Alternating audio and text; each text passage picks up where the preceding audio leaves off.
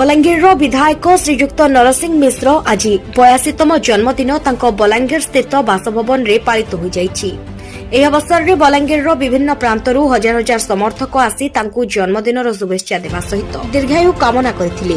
ବଲାଙ୍ଗୀର ପାଇଁ ନରସିଂହ ମିଶ୍ର ଜଣେ ଦକ୍ଷ ବର୍ଷିୟାନ ନେତା। ସେ ଏ ବୟସରେ ବି ବଲାଙ୍ଗୀର ଲୋକଙ୍କର ଉନ୍ନତି ପାଇଁ ଦିବାରାତ୍ର କାମ କରୁଛନ୍ତି। ନରସିଂହ ଆୟଙ୍କର ଶୁଭ ଜନ୍ମଦିନ ଅବସରରେ ସେ ବଲାଙ୍ଗୀରବାସୀଙ୍କ ପାଇଁ କିଛି ବାର୍ତ୍ତା ଦେବେ। जन्मदिन अवसर रे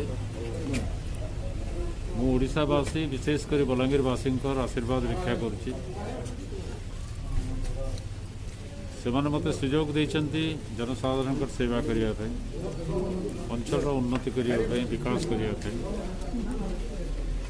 आम अंचल विकास करने दलमत निर्विशेष समस्त साहाय्य भिक्षा करुच्ची, सहयोग चाहूँगी।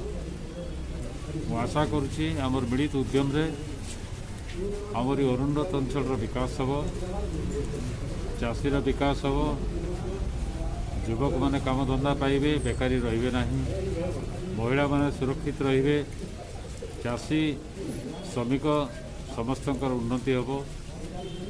एवं जदि मु किछि सेही दिगरे ताकु सेवा प्रदान करिपारे मु निजको धन्य मन करी। बहुत बहुत धन्यवाद, नमस्कार। बर्तमान आम देखुले जे नरसिंह मिश्र आज्ञा तांकर जन्मदिन पालन पर बर्तमान आम ओडिशा हेलाइट और आदर्श ओडिशा टीवी को तांकर वार्ता देउथुले। एही दिन को आमे मध्य तांकु निज तरफरु जन्मदिन हार्दिक शुभेच्छा सहित शुभकामना आशा करू।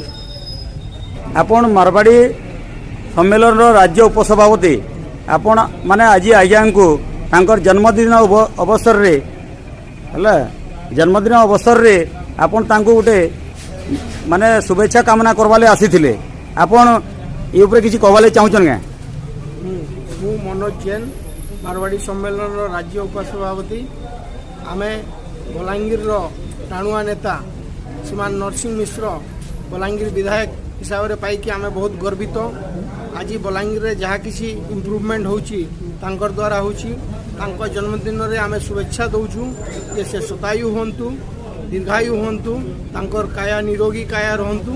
एटा हमर शुभेच्छा।